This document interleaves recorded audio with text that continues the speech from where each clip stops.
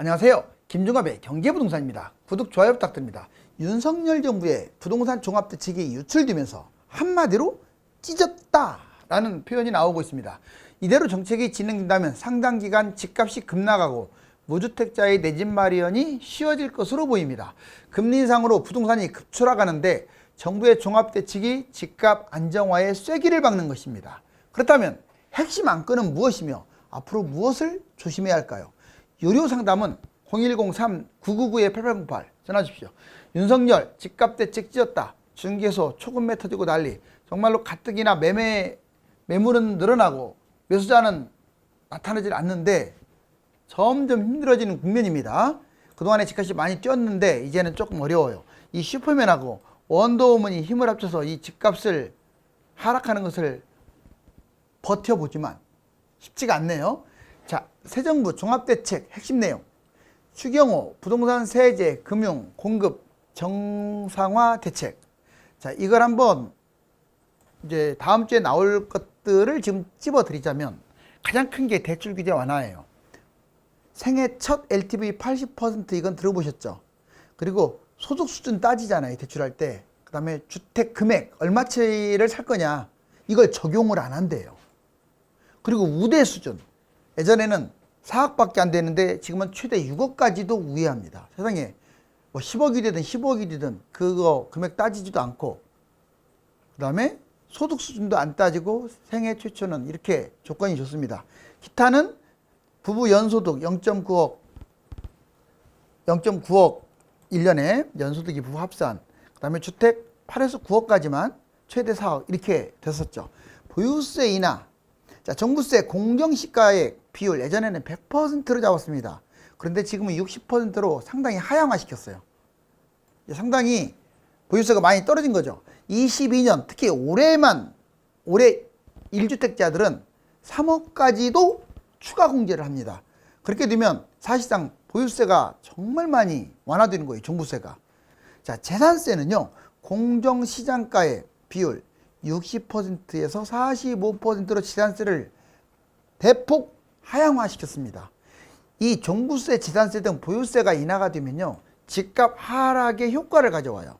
자, 이제 세 번째, 공급대책과 임대차 개정 250만 채 이제 구체적으로 발표할 것으로 보이고요. 자, 분양이 지금 지연되고 있고, 그래서 공급 부족이 지금 도마 위에 올라와 있잖아요.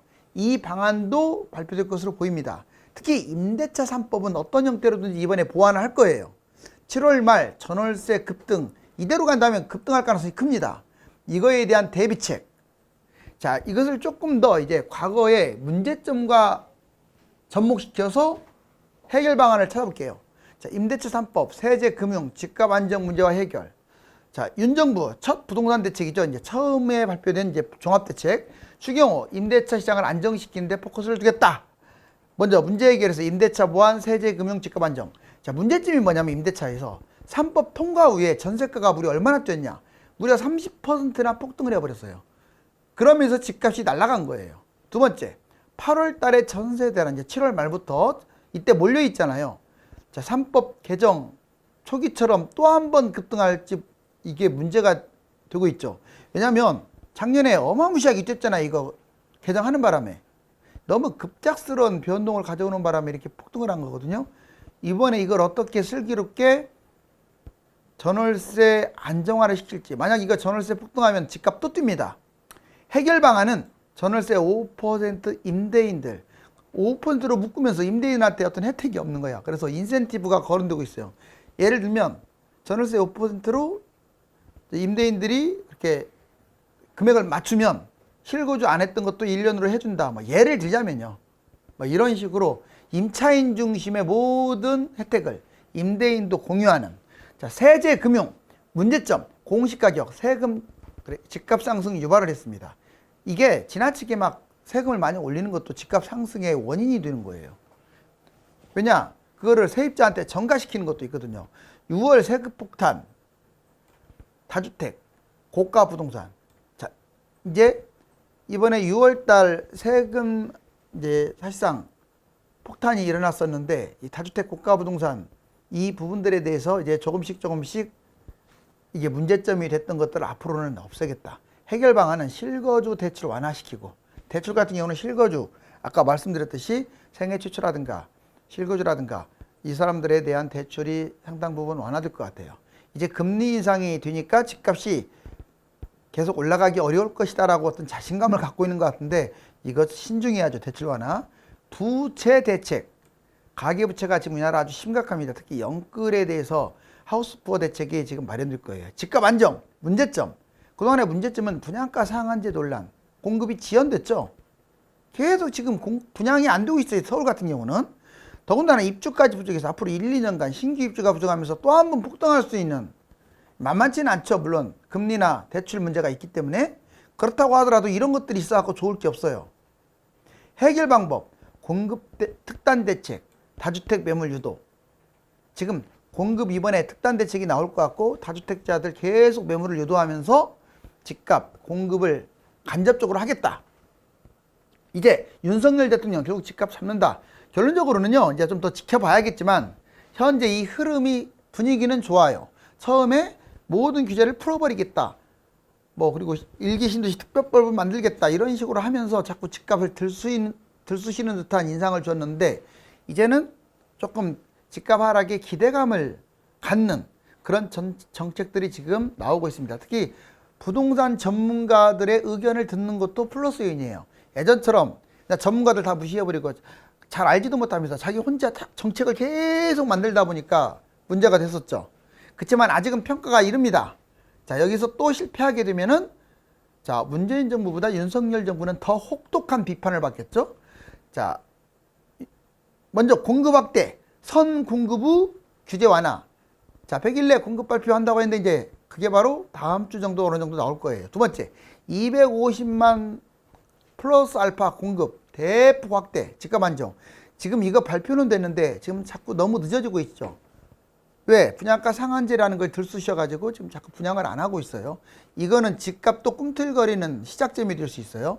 청년 원가 주택, 아까 생애 최초 이런 것들, 역세권 첫집 이런 것들에 대해서 지금 신경을 많이 쓰고 있습니다. 공급 확대. 규제를 늦춘다라는 것도 포인트죠. 재건축 안전진단, 용적률 부담금 완화가 당장 진행하지 않아요. 집값이 좀 내려간 다음에. 일기 신도시 특별법 제정, 분상제 자율화, 이것도 당장 진행할 것 같지가 않습니다. 자, 대출 규제 완화, 종부세와 지단세 통합은 다음 주에 당장 나옵니다. 아까 제가 말씀드렸듯이 집값 안정, 집값 거품 지나치게 높아서 하락 안정화가 될 것이다. 공급 확대하고 다주택 매물 적극적으로 유도한다. 지금 이게 제일 중요한 거예요. 다주택 매물도 유도하고 공급을 제때 할 수 있도록 진행하는 거. 개인적으로는 3기 신도시가 워낙 많아가지고 거의 60군데 되잖아요. 택지지구까지. 좀 걱정은 됩니다. 그렇지만 지금 당장 집값 안정화시키는 게 우선이니까. 집값 상승 요인 사전 차단하고 연착륙.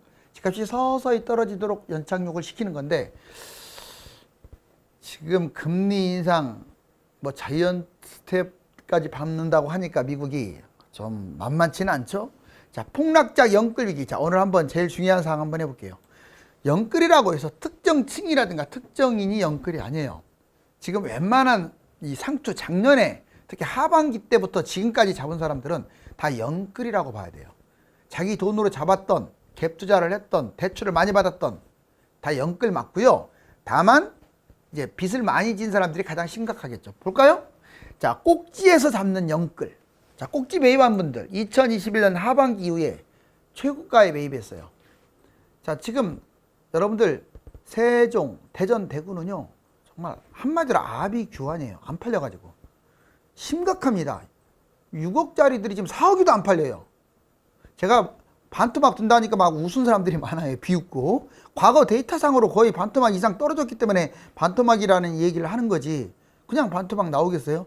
역시 반토막 되고 있잖아요. 지금 먼저 빠지는 곳들이 서울, 강남 금액상으로 제일 많이 빠질 거예요. 비싸니까. 자, 이거 보세요. 대출도 최대로 받은 사람들, 꼭지에 매입한 사람들. 아무튼 두 번째, 대출 최대로 매입한 사람들, 연봉이라든가 자본금보다 무리하게 대출을 받은 사람들이 문제가 되는 거예요. 자, 해결 방법이 전혀 없는 건 아닙니다. 자, 버틸 수 없다면, 본인이 버틸 수가 없다면 손실을 최소화하고 좀 빠지더라도 매도를 계속 시도를 해야 돼요. 뭐 팔려야 팔리는 거지. 그렇게 생각하시면 안 돼요. 지금부터 3, 4년 떨어질 수도 있어요. 그렇기 때문에 계속 그게 기간인 거야. 이때 안 팔리겠어요. 계속 내놓으면. 너무나 많이 빠져버리면 이제 늦어버렸고, 지금은 시작 단계잖아요. 대부분 지역은. 고분양. 내가 이제 고분양을 받았다. 이럴 경우 먼저 아파트 고분양. 자본금도 부족하고 다들 집값 뛴다니까 넣었는데 당첨돼 버린 거야. 계약까지 다 했어. 이거 10% 그냥 나몰라라 한다고 해서 취소되는 거 아니에요. 이미 자석까지 들어가게 되면 그 은행하고도 관련돼서 나중에 이거 돈 안 내면요, 경매당해 가지고 2배, 3배 빚을 지게 돼요. 엄청나게. 이거 정말 심각한 겁니다. 분양가에 2배, 3배 완전 파탄 나는 거 아니에요. 그러니까 내가 취소한다고 해서 취소가 안 된다는 거, 도장을 다 받아야 돼요. 그리고 해주지도 않고요. 아무튼 자본금 부족, 연끌 대출 이런 식으로 분양받은 분들은 자기 자신 한번 점검해 보세요. 돈이 있는 분들은 또 여기가 나쁜 곳이 아니라면 또 올라갑니다. 버텨도 돼요. 그렇지만 하락장이 온다면 팔 수 있으면 파는 게 좋겠죠. 자, B아파트는 더 심각해요. 특히 이런 분들 잘 들으세요. 신축상가. 이거 미분양 넘쳐나는 건데 뭐 마치 많이 된 것처럼 언론에 쏟아가지고, 오피스텔, 신축 오피스텔, 신축 빌라, 이걸 하나 잡는 게 아니라 여러 채. 특히 빌라 같은 경우는 입주한 다음에 이런 것들이 많아서 그냥 3억짜리를 2천만 원이면 잡다 보니까 5개씩 잡은 사람들이 있어요. 왜 5개씩 잡아요? 빌라가 뜁니까 그렇게? 지금 꼭지장에서 큰일 나죠. 하나도 버거운 사람은 던져야 하고요. 여러 채 잡은 사람들은 지금부터 신경 써야 돼요. 당장 가서 점검하세요. 자, 해결 방법은 분양이라든가 분양 대행사나 시행사라든가 또는 중개소 사장님들, 그분들하고 연계해서 일찍 매도하세요. 할 수만 있다면 빨리 서두르세요. 자, 고가 갭 투자한 사람들 똑같습니다. 어떤 면에서는 연끌보다 갭 투자가 더 문제예요. 꼭지에 갭 투자 있어. 작년 하반기 이후에 비싸게 갭 투자. 예를 들어서 10억짜리를 갖다 내 돈 4억밖에 없는 사람이 갭 투자를 했어. 그러면 다음에 10억이 5억으로 떨어지면요, 2억이 없어가지고 전세값도 떨어질 거 아니에요. 그 돌려막기 못합니다. 경매당하는 거예요 그러면. 그래서 지금 점검해야 돼요. 그 다음에 무리하게 갭 투자한 사람들, 뭐 비싸진 않더라도 빌라라든가 오피스텔 이런 것들을 갭 차이를 이용해 가지고 여러 채 잡은 사람들, 아까는 분양이었는데 이번에는 그냥 갭 투자로 여러 채 한 사람들은 비상이에요. 비상. 해결 방법 역시 분양대행사, 시행사, 중개소 이쪽으로 찾아가 가지고 내가 할 수 있는 최선의 방법이 뭔지 지금부터 준비를 하시면서 매도를 해야 해요. 지금 준비 안 하면 늦습니다. 자, 이제 규제 완화와 공급 확대는 집값 하락의 공식. 예전에 노무현 정부 때 이렇게 뛰었다가, 자, 동그라미 친 이명박 정부 때 이렇게 떨어진 거 보세요.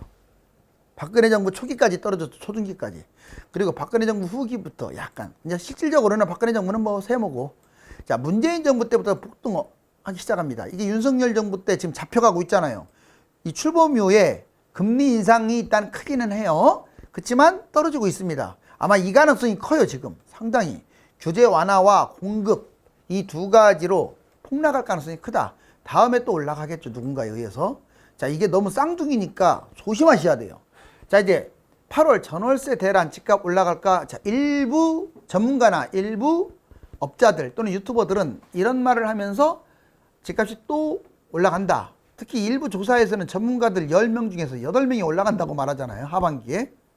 뭐 올해는 크게 폭락하거나 폭등할까지는 않은데, 글쎄요. 지금 너무 조건이 안 좋고 그런데 과연 올라갈까? 여기 보세요. 이제 일단 가장 크게 믿을 것은 8월 전월세 대란 이겁니다. 이거 가만히 놔두면 불구도 뻔한데 국토부는 그냥 무시하는 중이라고 여성경제신문에 나왔네요. 자, 집값 다시 상승한다면 전세 대란. 자, 2020년 7월달 임대차 3법 때 최대 50%까지 급등하는 대형 사고를 처벌해요. 문재인 정부에서. 그런 바람에 집값 폭등했죠. 근데 이번에 전세 대란이 또 발생하는데 이걸 잘못 대책하게 되면 윤 정부 때 난리 나겠죠. 전세금 부담, 결국은 내 집 마련으로 몰리게 되면서 집값이 폭등한다는 거죠. 다주택 종부세 6월 1일 날 끝났기 때문에 이제 다주택도 막 헐값에 매물 안 내놓는다고요, 이미. 그래서 매물도 축소될 수도 있어요. 물론 이거는 이제 꼭 제 주장만은 아니에요. 그럴싸한 이제 주장이기도 하지만 저는 집값 떨어지는 쪽입니다. 아직도 제 방향은. 근데 이제 참고는 하시라고요. 그 다음에 입주 부족. 입주 물량이 지금 급감했다. 서울 하반기 39.8%나 지금 입주 물량이 줄어들었고, 자, 분양 물량은 급감. 상반기 예정. 지금 서울 같은 경우는 무려 80%나 지금 급감했어요. 100개가 분양을 하면 20개밖에 지금 분양을 안 한 거야. 난리 난 거죠.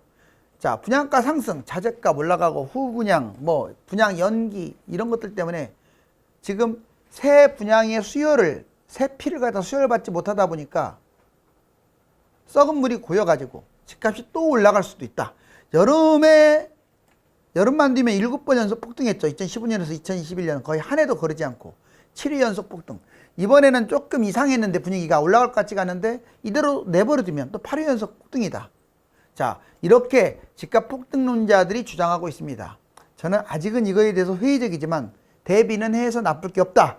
자, 이제 무주택자 조심할 점. 이 시점에서 무주택자들 조심할 점이 있습니다. 자, 4가지 정도 있어요. 먼저 무리한 매입이 안 좋은 거예요. 자기 분수에 어긋나는 매입. 예를 들어서 자신의 자산이나 또는 수입도 봐야 돼요. 2가지 다 봐야 돼요. 무리한 매입. 본인이 아무리 수입이 2천만 원이 넘는다고 하더라도, 월 수입이 2천만 원이 넘는다고 하더라도 돈은 콩알만큼 있으면서 무리하게 집을 잡았다? 이건 망조 드는 거예요. 전문직이라도 마찬가지입니다. 하락장에 못 버틴다고요. 자, 집값이 떨어졌을 때 리스크를 생각 안 하고 무리하게 잡으면 안 되고, 2번째, 못난이를 매입하는 것도 안 좋아요. 얘는 못난이는 뭐 비싸진 않으니까 많이는 안 떨어지는데 이것 때문에 평생 가난해지는 거예요. 보세요. 입지도 안 좋고 거래가 적은 부동산을 매입하는 거야. 예를 들어볼까요? 쓸데없는 것들 매입. 상가, 빌라, 오피스텔, 도시형 생활주택, 나홀로 아파트 이런 걸 매입하게 되면 나중에 진짜 매입할 걸 놓쳐요. 특히 이런 것들을 자녀 이름으로 매입하는 사람들은 자녀 인생을 망칠 수 있어요. 자, 이제 폭등 아파트 매입. 저가 대비 3에서 5배 오른 부동산을 매입하는 거. 호재, 단기 상승 가능, 50% 폭락 위험. 여러분들, 아까 무리한 것 잡고 못난이 잡는 것도 문제지만 지나치게 많이 뛴 것은 어떻게 되겠어요? 많이 뛴 것은 많이 떨어집니다. 3배, 5배 올랐다는 것은 다른 것보다 더 떨어진다는 거고, 호재, 단기 상승 이런 게 있다는 것은 그 호재, 하락장에는 호재 무시돼요. 내려갑니다. 반토막 이상으로 추락한다. 또 비싼 아파트, 이번에는 오르고 안 오르고를 떠나서 자체가 비싼 아파트들은 많이 빠질 수밖에 없어요. 서울, 수도권, 광역시, 지방 고가 아파트들이 비싸죠. 상승폭이 크므로 하락장의 최고 손실도 볼 수 있다. 자, 아파트 매매지수 한번 볼래요? 자, 수급지수가 지금 보면 이렇게 좀 올라가는 듯 하다가 지금 급락하고 있어요. 전국 수도권 다. 그 다음에 미분양은 이렇게 급증하고 있어요. 서울 같은 경우도 그렇고, 이건 지방도 마찬가지. 매매가격 전망지수도 113까지 갔던 게 92로 급추락하고 있어요. 자, 서울 경매지표도 지금 낙찰가율, 낙찰률 다 떨어지고 있어요. 이렇게 미분양 흔들고 매매 수급지수나 전망지수, 경매지표가 낮아지고 있다는 것은요, 집값이 추락하고 있다는 거예요. 거래량, 여기 보세요. 2천을 넘어가 본 적이 없어요. 서울은 원래 5천에서 10,000건이 거래돼야 정상이라고 합니다. 그런데 2천은커녕 1,000에서 왔다 갔다. 이게 1,000이에요. 1,000에서. 그리고 지금 다시 좀 늘어나는가 싶더니, 여름을 향해서 늘어나는가 싶더니 또 줄어들었어요. 이 5월달 이 줄어들고 6월달도 지금 이 흐름이면 5월보다 더 줄 것 같아요. 이제 여름에 폭등은 오지 않을 가능성이 높아요. 매물은 또 2배 이상 늘어나고 있습니다. 자, 이제 가계대출과 물가상승 보시면 주택담보대출 3.88이었던 게 지금 6.88까지 작년 12월 대비 6개월 만에 어마무시하게 뛰었네요. 가계대출 추이, 신용대출은 지금 5.62, 가계대출 4.05, 그 다음에 주택담보대출 3.9. 지금 이제 8% 올해 안으로 8% 금리 찍는 것은 시간 문제라고 하죠. 여러분들 가장 생활 필수품인 가스, 전기료 4달 동시에 또 인상하는데 물가 상승 압력이 더욱더 커질 거예요. 자, 한때는 마이너스까지 됐던 게 작년 5월달 딱 1년 전이에요. 지금 0에서 11%를 올리겠대요. 그 다음에 전기료, 도시가스 전기료도 11%, 상수료 올리고 3.5%, 지역난방도 0에서 2.4까지 지금 가장 근본이 드는 것부터 올리고 있습니다. 자, 결국 윤석열 이번에 금리 인상과 함께 종합대책을 제대로 해가지고 찢을 수 있을까요? 전 세계 주가와 암호화폐가 맥을 추지 못하고 부동산도 빠르게 식어가는 중입니다. 지금은 지속적으로 관망하면서 본인의 여건과 집값 하락 상황에 따라 청약과 매매를 저울질하면 됩니다. 감사합니다.